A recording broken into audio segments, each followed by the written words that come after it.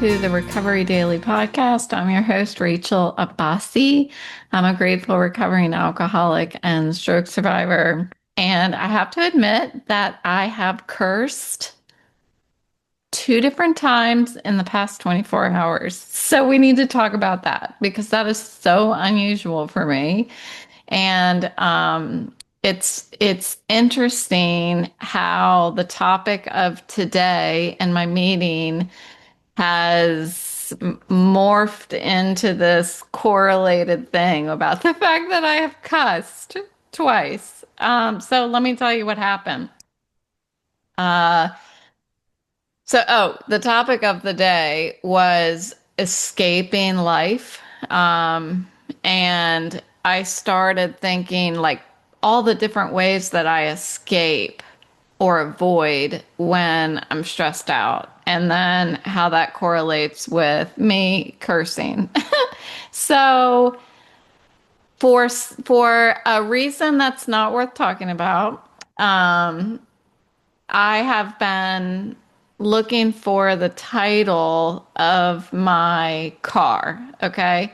And those of you who listen regularly know that I don't drive. Um, and I haven't driven for a couple years. So I'm looking for the title of my car so that I can sell my car, we'll say. So this is another car, not my new car that I had gotten rid of a couple, I guess it was the beginning of this year or right before Christmas this past year. Anywho, I had another car, okay, that Bailey was driving. So Bailey's going to get a new car, and we are turning this car over to another entity. Okay. So I have to find the title for the car. And I couldn't find the title for the car. And I think I mentioned this yesterday, but I'm just going to repeat it. So I was looking through the paperwork for the title. I don't have the title, but I did have notes. I did have notes that were written down that said something to the effect of that I had contacted the Virginia DMV to get the title of the car, and they said that they don't have it, that the West Virginia DMV still has it because that's where I used to live. So apparently, when I sold or when I paid off the car, no, when I moved, I guess I don't know. Honestly, I don't know. That's part of the problem is all of this happened like we moved and then I had my stroke. So I don't know what happened first. I don't know if we moved first. I don't know if I paid off the car first or what, but I never got the title from West Virginia. Whether I was supposed to turn the title over to Virginia or I was supposed to receive the title because I had paid off the car. Whatever happened, I didn't do it. And I had notes that said that I had contacted the Virginia DMV. They had replied to me telling me what I needed to do. But because of my stroke and my just incredible pain and inability to read and digest, ingest information, I think I received that paperwork from Virginia DMV and I thought that I had completed the task that was at hand. I don't know. But what's good is that I took notes, because at least I had the wherewithal to know that I was very capable of making mistakes at that point in time. So that was November in 2021. I had my stroke June of 2021. So I had tucked that paperwork away in a important paperwork folder that I have, and I have now had to resurface it. So I see like these notes, and I'm thinking of like yesterday, I'm thinking that this is a catastrophe. I'm thinking yesterday that this is the worst thing that could ever happen, that me and DMV, West Virginia and DMV, with getting a title do not mix. And that's because of previous experience I have had trying to get the title for Bailey's original car. That was a whole nightmare. So I'm like, and I talked about this like last week. I'm predetermining this catastrophic process that was ahead of me, and that the ending, I was never going to resolve the problem. Like, that's how bad it mentally had blown up in my head yesterday. So I was cursing. I was saying the F word, people. I don't do that. So, um, so I talked to Chatty McChatterton. I'm like, Chatty, this is the problem. I have this car and these are what the notes say. What do I do? So Chatty replies back. He's like, well, Rachel, the fastest, easiest thing for you to do is call the the financial institution where you had the loan for the car originally and get a copy of the lien release, like showing that you paid off the car. Get a copy of that and send it to the DMV, the West Virginia DMV. So I'm like, oh my. So I go on to the financial institution website, and I have a password, like I have a username and password. I try to sign in. Well, of course I can't sign in. Like, that was years ago that I had an account with them. I had paid off the account, so I guess they just shut down my account. So I'm like, oh my God, I have to call them, So I'm just, oh, God forbid I get on the phone and call somebody, you know? So I'm like, fine, I'm gonna call them. So I dial the number, nothing happens. It doesn't ring. And I'm like cursing again. So I hang up. I'm like, what's wrong? Is it my phone? What's happening? So I dial the number again. Nothing happens. So I'm like, I can't take this. I can't take that, like I wanted to rip my face off, It's just, I had created such a gigantic problem in my head. So I'm like, well, I'm going to eat some lunch and then I'll deal with it after I eat some lunch. So I eat my lunch, I pick up the phone and I dial the number again, following a very deep inhale and exhale. I dial the number again, it rings. Okay. And I'm like, okay, it's ringing. It's ringing. So the lady picks up the phone, like the representative, and I'm my normal, lovable self. And I tell her what happens, and I'm like, I had an account number. I don't know my account number. Um, is there any way that you can find my previous loan with you? She's very calm. She says, what's your VIN number for the car? So I'm like, oh, okay. So I look up the VIN number. I give it, well, I already had it in front of me. So I gave her the VIN number and she's like, you hear the clackety clack clack with her fingers. And then she's like, okay, can I confirm your address? Can I confirm your phone number? Okay, I'll have that out in the mail to you. It's notarized, so I'll have it out in the mail to you in 3 to 5 business days. And I was like, speechless. And I'm going, oh my, thank you. Thank you. Thank you. Thank you. You have no idea how happy that you've made me today. So she just starts laughing. And I'm like, because the answer was so simple. And yet I had created this war, not just a battlefield between my ears, as I hear one of my friends in my fellowship say, but it was a war. in between my ears. There was a war going on. I was fighting myself. And it was all unnecessary. All of it was unnecessary. All I had to do was go through the motions, do the next right thing.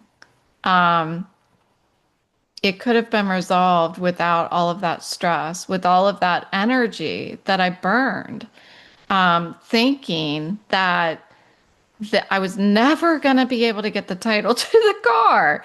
You know, it's important that I say this out loud and I talk about it because it helps me to recognize in the future when I start having that like cursing and this war that starts going on between my ears, it's important that I'm able to see it, to recognize it, to feel it.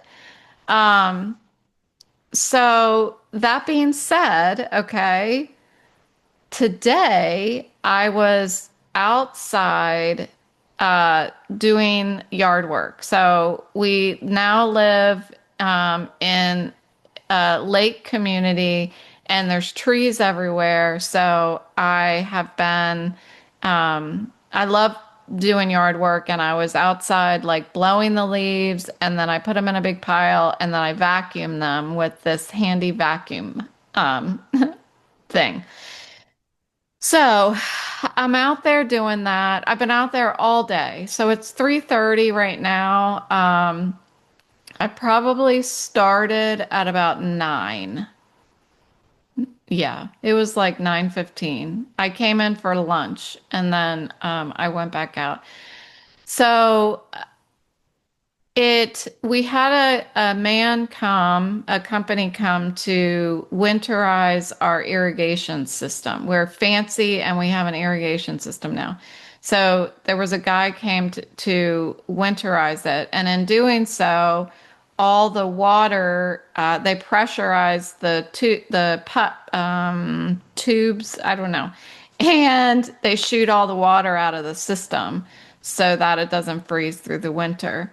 And so the water all shot out of all the spigots, and then all my leaves got wet. And I'm like, well, I'm gonna keep vacuuming these leaves. Daggone it. Like they're not that wet. It's fine. I'll be fine.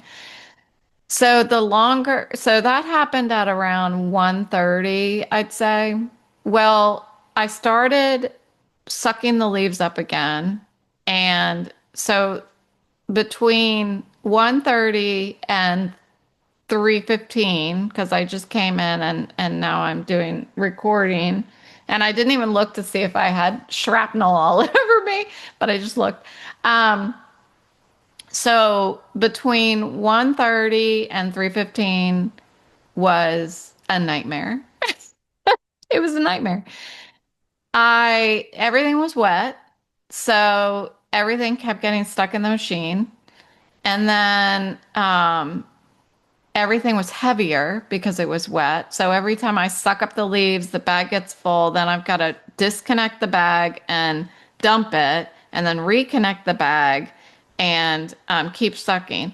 Well, it's like things just started getting stuck. And then finally, after I felt like I had really, I stopped. I'm like, okay, let's stop. Let me just clean this thing out like fully. Just use another blower, clean it out so it stops getting stuck, and then I'll do my best for the last hour here.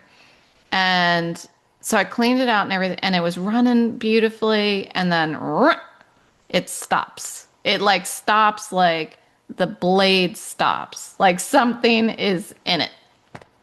So I'm like, ugh.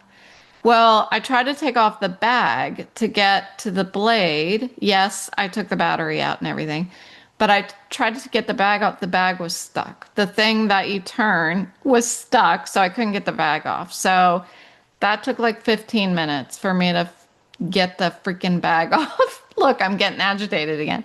Then once I got the bag off, I kept turning the blades around so I could see what was stuck. I couldn't tell what was stuck. that took another 15 minutes. And then finally, after cursing, like I finally started cursing. I started cursing when I couldn't get the bag off. And like I'm shaking the thing. Like it's like, you know, F word, just come off. Like just come off. And so finally I get the bag off and I could not figure out what was stuck. I finally figured out what was stuck in the blade and I got some pliers and I pulled it out. Then I put the whole thing back together again and started sucking the leaves again. And not even 30 seconds later, the blade got stuck again. And so I was like, I just like cried out loud, you know, like I went like that. I don't know if any neighbor was listening to me, but it would have been comical probably. So I take the whole thing apart again, and I'm like, well, it's probably the same thing. Got stuck, even though I had thrown away the first thing. And I'll tell you what it is in a second. So I'm like, okay, well, at least I know probably what it is. So I turn the blades around, and it was the same thing. So over on the side of the house, the mulch that's over by the air conditioner, there's just like this corner of the house that has that rubber mulch over there, and that's what was getting stuck. I was sucking the leaves too close to the ground, and the rubber mulch got stuck in the leaves. So I was like, okay, my first sign that I needed to stop was that everything was wet. My second sign that I needed to stop was that everything kept getting stuck, or, you know, like I couldn't get the bag off. And then third, I get rubber mulch in there. That's not enough. I do it again. I get rubber mulch in there. Finally, I'm like, okay, clearly I need to stop doing this. But again, I created this. It didn't have to be that way. It didn't have to be that way. I didn't have to keep fighting. Yard work for me is a really enjoyable experience. I love cleaning things up. It's like cleaning the house. I love cleaning things. I like straightening things. I like making things nice. And I push myself to the point where it's not fun anymore. So, I wanted to share that experience with you because I don't know. I don't know. It's like I get overwhelmed. There's two ways that I will react to being overwhelmed. I will dig my heels in and fight, or I will avoid, procrastinate, escape. And back when I was drinking, that's all I did. It was so much easier, right? I mean, quote unquote, easier. It, I just chose that one outlet. And if I was going to drink to escape, well, I'm no longer doing the yard work. I'm no longer doing, like, drinking to escape was running away, procrastinating, mentally shutting down. Like I was doing it all, and all it took was me picking up a drink. And then I was just, everything was gone. And it was just me inside my head, inside my head. So now that I don't drink, I really have to face these challenges. I think I still have an instinct to want to escape, to look away, to not deal with it. And it's just kind of, I can't tell you how many times I wanted to take that leaf blower slash vacuumer and throw it. I did, but I didn't do it. I think I may have scratched it up a little bit from shaking it. But but I wanted to throw it because throwing it away from me would be escaping from it. I don't have to deal with anymore. Um, so the overwhelming feeling of a small task, like there's something stuck in the vacuum, in the leaf vacuumer, whatever you call it. Um, I need to take it apart and figure out what it is. I mean, it's simple. There was clearly something caught in it. And there aren't a lot of parts to this thing. It's a big tube and a button to turn it on and a blade, you know? I mean, yeah, there's a bunch of other parts, but I knew what was wrong, so I just had to calm down and look at it and find the thing that was stuck. Just like the paperwork. The title to the car exists, right? It exists. I just have to get it. And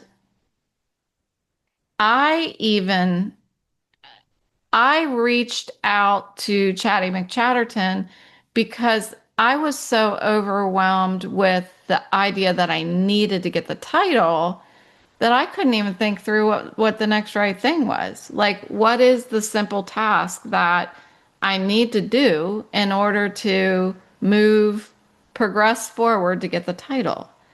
Um, Simple tasks become magnified when I start pulling in my own anxiety. That's what it is. It's anxiety. Um, I was anxious about what's going to happen if I can't get the title, if I never get the title to the car. I'm catastrophizing. And what was I thinking when I was out with the leaf vacuumer? That's what we're going to call it. What if I never fix it? I mean, even if the vacuumer was never fixed, we would just buy a new one. That's all. We would just buy a new one. What if I could never find the title ever? Um, I don't know. I if I could never I'll tell you one thing. That happened to me with the previous car. That's why I started catastrophizing because Bailey's first car, we bought it from a dealership and I never got the title or I lost the title. I have no idea. But we bought the like we bought the car straight up like cash. And when I went to reach back out to the used car dealer that I bought the car from, they had disappeared. They no longer existed. And I called all over the place. I called friends of friends who knew the owner of the place. It didn't exist. Therefore, the title didn't exist.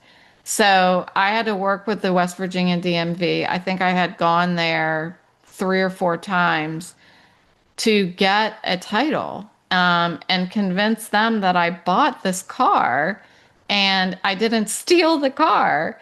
So I did it. Like that title, I don't even know if it existed. I don't even know. But I resolved the issue. It just took months and months to do.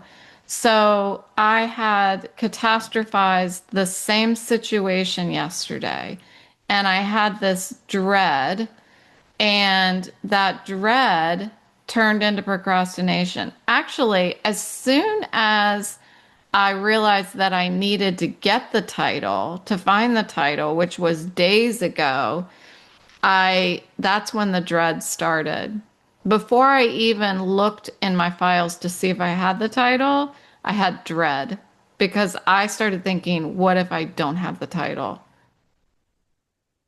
So I started procrastinating.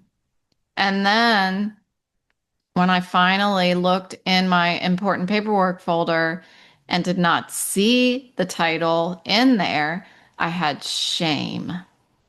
I had shame that I'm not smart enough. I'm not organized enough to have the title for the car. And then when I had shame come in, then I dreaded even more the next step in order to rectify the situation. And so that's when I had more procrastination.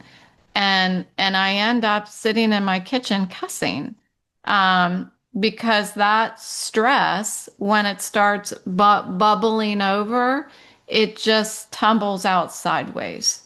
And the only way that I know how to escape right now is to go through it. Like, the only way I know how to get out is to get through. There is no, like, there is no other way anymore for me. Procrastination can masquerade as like a coping strategy, but really what it does is it steals my serenity because that stress that is making me procrastinate is just rooting itself in deeper until I face the thing that needs to be faced. And that procrastinating or running away mentally, it doesn't make anything easier. It definitely multiplies the fear. Um, and I'm not necessarily avoiding the task. I'm avoiding the feeling that's attached to the task because I felt so stupid when I bought that used car from a dealership that ended up disappearing. I felt like I had failed my daughter. And I couldn't, without the title, I couldn't do a million other things that had to do with that car. Taxes and, oh my gosh, everything. And registration, all of these things. And I felt really stupid. So I wanted to this time avoid the feelings that are attached to not that I may have messed up again. Um, but then when I saw that I had attempted to figure out the whole title thing right after I had had my stroke, I really found a lot of compassion for myself. I did. I actually was like, oh, she was the one trying to handle this. She couldn't do it. She could barely make a phone call. She could barely read a form to fill it out. So that war that was in my head, that fear of the feeling that I was stupid, turned into like an incredible compassion for myself as a stroke survivor. Isn't that interesting? That avoidance, the procrastination, all of that stuff turned into self-compassion. And I think that's pretty neat. When I was outside trying to pull the rubber mulch out of the leaf vacuumer, um, I had all these tools around me. I had some pliers, I had these little clipper pliers that can cut things. I don't know the names of them, but I had them. And I was able to fix it. I was able to fix it by myself out there. And once again, there was some compassion. There was some pride in being able to take care of something like that by myself. I have had lots of friends over the years who are very reliant on their significant other, their male significant other, in order to get things done around the house. And I guess because of the way that I was raised, my mom always had pulled me in to different tasks around the house. So she taught me how to not be afraid of picking up a tool and trying to fix things. And so I think in both situations I've got some gratitude. And that's quite a shift. And the experiences that I've had over the past 2 days are worth talking about out loud and and finding gratitude for it. And at some point in my meeting today, somebody started talking about gratitude. And in my meeting yesterday, another meeting, somebody was talking about gratitude. He said he was grateful for the things that he said, I'm grateful for the things I take for granted. And I thought, yeah, I mean, that really struck me that I'm also grateful for the things that challenge me because they stretch me. And I'm going to get emotionally stronger. I'm going to be able to face things without cursing the more I practice. And I'm also grateful for things that aren't nearly as bad as my fear predicted they would be, like the title thing. Now, I still have to receive that title and send it to the West Virginia DMV. I still have to do that, and I'm very hopeful that it's going to be fine. Um, there is no other option. If the Virginia DMV says that they don't have it and the West Virginia DMV still has it, well, then that's what I do. I send it to the West Virginia DMV. Um, that gratitude helps to pull me out of the mental escape routes and redirects me towards reality and the simplicity of the tasks ahead of me. Things may not be easy, but they're simple.